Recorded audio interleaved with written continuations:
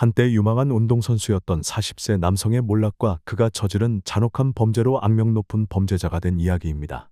부산 법원이 그에게 징역 25년형을 선고한 결정은 사건의 중대성을 반영하고 있습니다. 검찰은 권씨 40의 과거 범죄 기록을 근거로 무기징역을 구형한 바 있습니다. 기소장에 따르면 2월 5일 부산에서 권씨는 여자친구와 격렬한 언쟁을 벌였습니다.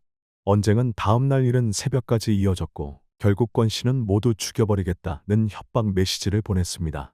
이후 오전 4시 16분경 권씨는 중구의 한 음식점에서 혼자 술을 마시던 중 잃어버린 물건을 찾기 위해 방문한 29세 여성 A씨와 우연히 마주쳤습니다. 약 40분 후 권씨는 음식점을 떠나 A씨와 함께 걷게 되었습니다. 권씨는 A씨를 강도할 의도로 오전 5시 16분경 서구의 한 편의점에 들러 흉기를 구입했습니다. 흉기를 숨긴 채 권씨는 A씨를 인적이 드문 골목으로 유인했습니다.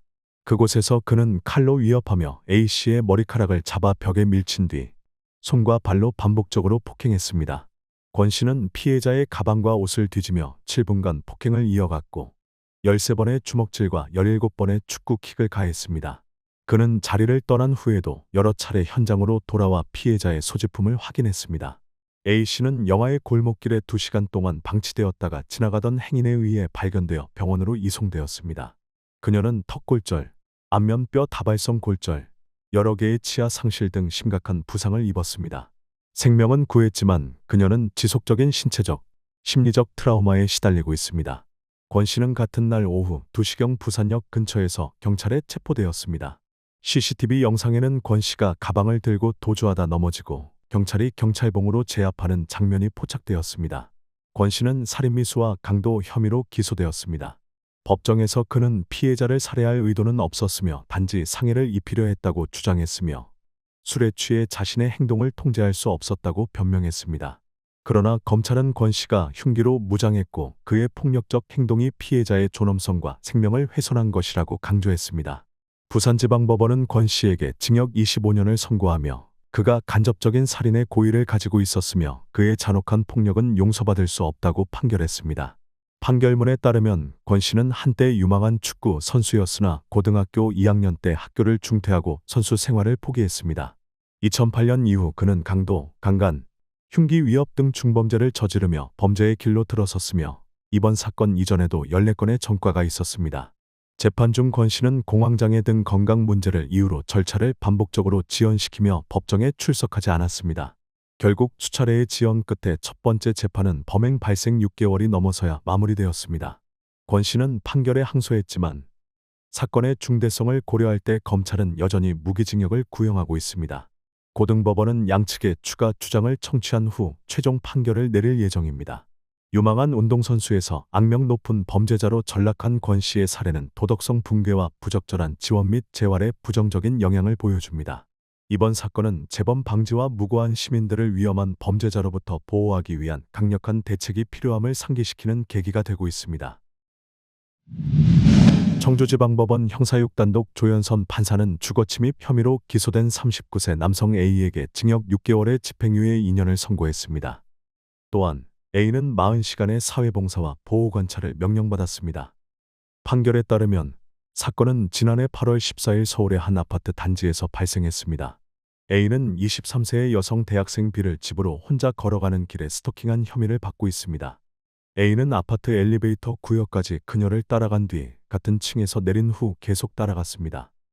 이 과정에서 A는 그녀에게 나는 말기 암 환자입니다. 여성의 씨는 양말을 쥐고 자면 병이 나을 수 있어요. 양말을 벗어서 저에게 주세요 라며 그녀의 긴 양말을 벗어 달라고 요구했습니다. 법원에 따르면 A는 유사한 범죄 전력이 있었으며 과거에도 집행유예를 받은 전력이 있었습니다.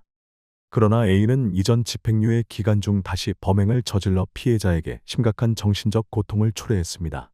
조연선 판사는 과거 유사 범죄로 집행유예를 선고받았음에도 피고인은 같은 기간 중 또다시 범행을 저질렀다고 지적했습니다. 그러나 법원은 피고인이 피해자와 합의에 이르렀고 재범 방지를 위해 심리치료를 적극적으로 받고 있다는 점을 참작하여 판결했습니다. 이번 사건은 특히 여성들을 대상으로 한 개인 공간 침해의 위협을 극명하게 보여주는 사례입니다. 피해자들의 주거지에서 스토킹과 대면 행위는 혼자 사는 젊은 여성들에게 심각한 심리적 트라우마를 남겼습니다. A와 같은 재범은 종종 해결되지 않은 심리적 문제와 관련이 있습니다. A가 심리 치료를 시작했지만 이러한 범죄 성향을 가진 개인을 더 잘 지원하고 피해자를 반복적인 괴롭힘으로부터 보호할 방법에 대한 사회적 논의가 필요합니다. 전문가들은 스토킹 및 주거 침입 전력이 있는 사람들을 감시하는 제도와 같은 강력한 개인 보호 대책을 주장합니다. 아파트 단지 내 감시 카메라 설치와 보안 순찰 강화와 같은 개인 안전 조치가 우선시되어야 합니다. 특히 혼자 사는 여성은 경계를 늦추지 말고 낯선 사람이 엘리베이터나 출입구로 따라오는 것을 방지해야 합니다. 또한 위험 신호에 대한 공동체 인식을 높이고 적시에 신고하여 유사 사건을 예방하는 것이 중요합니다. 법원이 참작 사유를 고려해 집행유예를 선고했지만 이번 사건은 개인 공간 침해의 위험성에 대해 경종을 울리고 있습니다. 특히 심리적 불안정을 보이는 전과자들을 관리하고 지원하는 시스템을 강화해 지역사회의 안전을 보장해야 할 필요성을 강조합니다. 30대 남성이 빈집 7곳에 침입해 4,700만 원 상당의 보석 등 대량의 물품을 훔친 혐의로 경찰에 체포되었습니다. 제천경찰서에 따르면 A씨는 올해 3월부터 11월 사이 주로 낮 시간대 비어있는 집을 대상으로 절도 행각을 벌였습니다.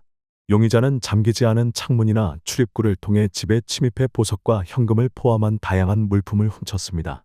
경찰은 범행 현장 주변의 CCTV 110여 대를 분석하고 A씨의 동선을 추적해 그의 거주지에서 체포했습니다. 특히 A씨의 절도 행위는 이번이 처음이 아닙니다. 경찰에 따르면 A씨는 과거에도 비슷한 절도 혐의로 복역했으며 최근 출소한 상태였습니다. A씨는 경찰 조사에서 개인적인 재정난이 주된 범행 동기라며 절도 혐의를 인정했습니다. 조사 결과 A씨는 최근 7건의 절도 외에도 올해 3월에서 6월 사이 3건의 추가 절도에 연루된 것으로 드러났습니다. 모든 범행은 같은 방식으로 이루어졌으며 생활비 마련을 목적으로 했습니다. 제천경찰서 수사과장 조재현은 특히 장기간 집을 비울 때 절도를 예방하는 것이 중요하다고 강조했습니다. 그는 주민들에게 외출 전 문과 창문을 철저히 확인할 것을 권고했습니다. 또한 순찰경찰 앱을 통해 탄력 순찰을 신청하거나 지역 경찰서에 알리는 것이 보안을 강화하는 데 효과적이라고 조언했습니다. 이번 사건은 빈집을 노리는 절도범들이 주택가에 가하는 위협을 다시금 일깨우는 계기가 되고 있습니다. 현대적인 CCTV와 같은 감시 시스템이 경찰의 신속한 수사와 용의자 검거에 기여했지만 가정마다의 선제적 보안 조치가 얼마나 중요한지를 보여줍니다. 제천경찰서는 A씨와 관련된 추가 범죄를 확인하기 위해 수사를 계속 진행 중입니다. A씨의 범행은 단순한 개인의 범죄 사례에 그치지 않고 더 복잡한 사회적 문제를 반영하고 있습니다.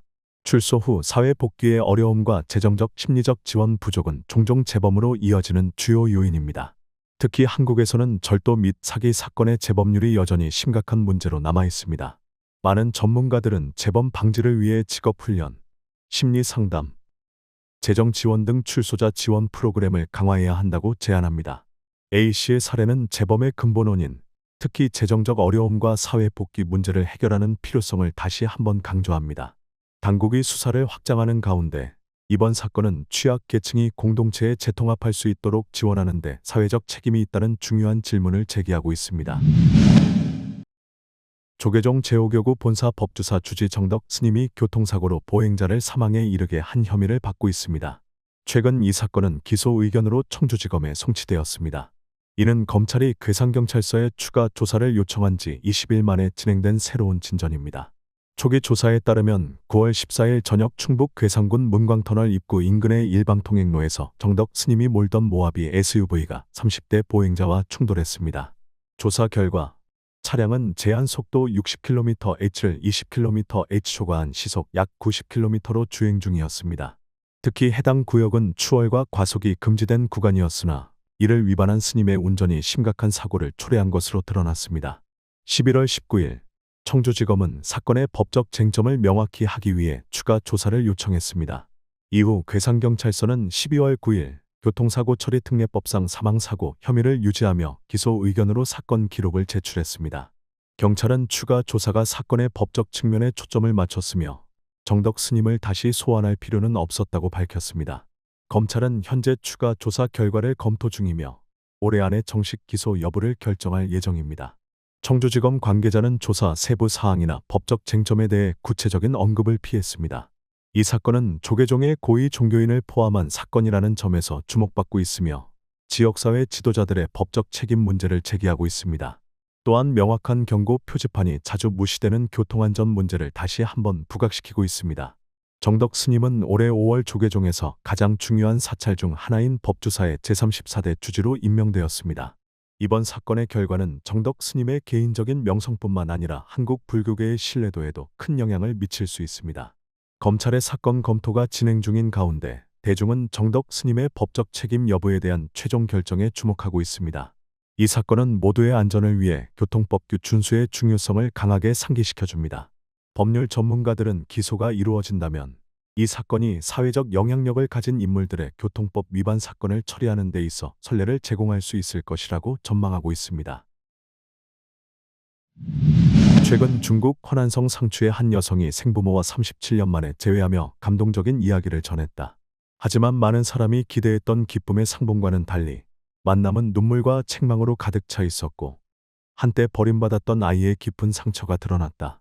이야기는 장 씨의 양고기 가게를 찾은 한 손님이 약 2천만 원 상당의 돈이 든 가방을 두고 간 것에서 시작됐다. 정직한 성격 그대로 장 씨는 돈을 주인에게 돌려주기 위해 연락을 취했는데 돈을 찾아온 사람이 친부였으며 생모와 다른 가족들도 동행하고 있었다는 사실에 놀랐다. 알고 보니 이 돈은 37년간의 별거 끝에 그녀와 다시 연결되기 위해 마련된 계획의 일부였다. 장 씨는 자신의 생가족이 아들을 간절히 원했기 때문에 다섯째 딸이었던 자신을 일가족이 한 자녀 정책을 위반하지 않고 더 많은 아이를 갖기 위해 내보냈다는 사실을 밝혔다. 어린 시절부터 그녀는 여러 가정을 전전하며 떠도는 삶을 살았고 1987년에 입양되었다.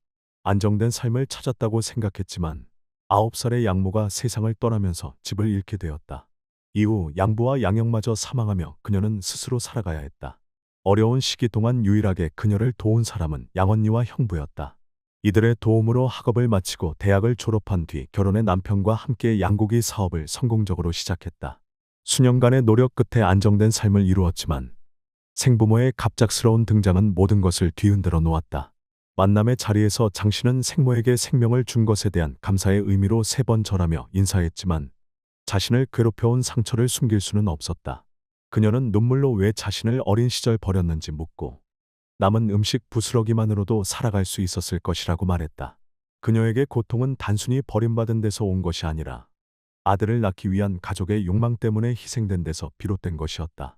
생부모가 2천만 원을 보상금으로 건넸을 때 그녀는 그 돈이 마음의 깊은 상처를 치유할 수 없다며 단호히 거절했다.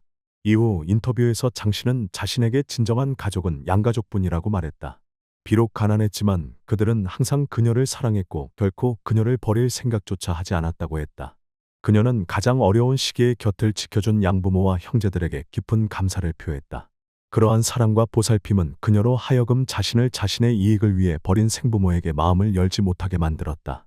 최근 생부모는 끊임없이 그녀와 접촉하려 했고 심지어 경찰을 통해 그녀의 전화번호를 알아내기까지 했다. 그들과 중개인의 모든 전화는 그녀에게 스트레스를 더했다. 많은 밤을 눈물로 지새우며 잠들지 못했고 평화로운 삶은 사라졌다. 장기화된 긴장은 그녀의 건강에 심각한 악영향을 미쳤다. 12월 11일 그녀는 며칠간 제대로 먹지도 자지도 못한 채 병원에 입원해 링거를 맞아야 했다. 그녀는 단지 자신의 삶이 평온을 되찾고 생부모에게 더 이상 방해받지 않기를 바랄 뿐이라고 말했다. 그녀는 항상 자신을 사랑하고 보호해준 양언니에게 의지하며 남은 생을 살고 싶다고 강조했다. 장 씨의 이야기는 중국 내에서 뜨거운 논쟁을 불러일으켰다. 일부 사람들은 그녀의 고통이 용서하기 쉽지 않다며 동정했다. 그들은 생부모가 단지 아들을 낳기 위해 그녀를 버린 것은 잘못이며 이제 그녀를 찾는다고 해서 그녀가 겪은 고통을 보상할 수 없다고 주장한다. 반면 일부는 그녀가 다시 생각하고 마음을 열기를 촉구한다. 생부모가 당시 어려운 상황에 처했을 수 있으며 지금 그녀를 찾는 것은 후회와 속죄의 표현이라고 믿는다. 일부는 생부모가 그녀를 기르지는 않았지만 생명을 준 것만으로도 용서가 그녀와 생부모 모두에게 평화를 가져다 줄 수 있다고 주장한다. 하지만 장 씨에게 용서는 단지 혈연 관계만으로 가능하지 않다. 버림받은 세월과 고난은 시간이 지나도 지울 수 없는 상처를 남겼다. 그녀의 이야기는 가족의 책임과 용서의 한계를 상기시키는 강렬한 교훈이 된다. 또한 어른의 결정이 아이의 삶에 미치는 영향을 돌아보게 한다. 한국통계청의 새로운 자료에 따르면 국가의 인구 감소가 더욱 복잡해지면서 당국의 깊은 우려를 불러일으키고 있습니다. 2023년 12월 10일 발표된 자료에 따르면 2023년 처음 결혼한 신혼부부의 수가 100만 명 이하로 떨어졌으며 그중 거의 절반이 자녀를 두고 있지 않은 것으로 나타났습니다. 통계청의 정의에 따르면 신혼부부는 결혼 후 5년 이내의 부부를 의미합니다. 2015년 이후 이 숫자는 지속적으로 감소하여 2023년에는 147만 쌍에서 97만 4천 쌍으로 줄어들며 통계청이 관련 데이터를 수집한 이래 최저치를 기록했습니다. 이 감소는 사회적 인식 변화뿐만 아니라 경제적 어려움과 높은 생활비 부담을 반영합니다. 신혼부부의 전체 수는 감소했지만 결혼 첫 해를 맞은 부부의 수는 소폭 증가하여 2023년 19만 175쌍으로 전년 대비 9% 증가했습니다. 통계청 관계자는 이 증가는 주로 COVID-19 팬데믹으로 연기된 결혼식이 2022년 8월부터 2023년 상반기 사이에 집중된 결과라고 밝혔습니다. 이는 팬데믹의 여파가 결혼과 같은 개인적인 결정 및 사회 구조에 여전히 깊은 영향을 미치고 있음을 보여줍니다.